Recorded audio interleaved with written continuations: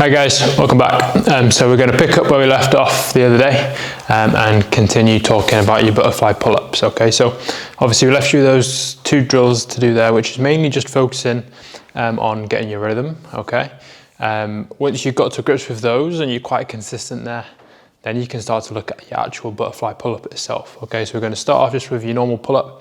So when you're thinking about your normal butterfly pull-up, okay, first thing to try is taking your grip slightly wider than you would if you were kipping.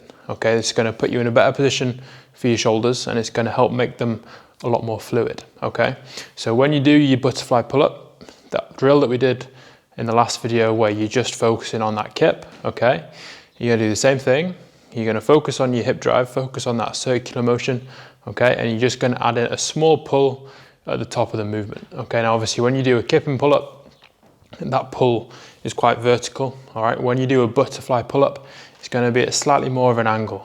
You're going to imagine that you've come back away from the bar, up and round, and then just give it more of a kind of 45-degree angle as you pull, okay, just enough to get your chin over the bar, okay, and then as you come back down, you'll come back down and around underneath the bar. Okay, again, like we mentioned last week, you want to think about leaning back as far as you can. Okay, so if you imagine the bar's here, when your chin breaks the plane of the bar, you want to be about here, as opposed to a kip and pull up where your chin's going to be over the bar. Okay, so that means as you come round, you reach that peak height about here, and then you come back down underneath the bar, and that lets you keep that circular motion going. Okay, and that's going to make it much smoother and much more consistent. Okay, so with your butterfly pull-ups, always start off just practicing that rhythm first. Okay, so you stay in the habit of using your hips. Okay, that's the big thing you want to make sure on your butterfly pull-ups.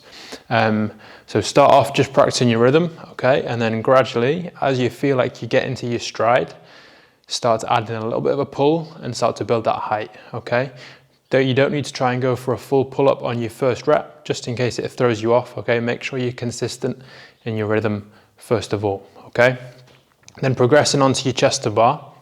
Again, with your chest to bar, you want to reach that peak height quite a distance away from the bar, okay, and then you want to focus on brushing your chest on the bar on the way back down. Okay, and that's something when you're starting to grips with your butterfly chest to bar that a lot of people kind of go wrong on, is they're too eager to touch their chest to the bar. Okay, so they touch on the way up, which then means you drop straight down and you lose your rhythm. Okay, just like on your normal butterfly pull-up, on your chest to bar butterfly pull-up, you want to make sure you come out, up, way higher than you need to be, okay, and then brush the bar of your chest on the way back down so you can keep that circular motion going. Okay, that's going to help you keep your rhythm. Again, just start off small, okay, and start off each rep just building the height. Okay, so you might do one rep or a couple of reps just of the butterfly, then a couple of butterfly pull-ups, and then go for a butterfly chest to bar, gradually building in height. Okay, and you'll start to get a feel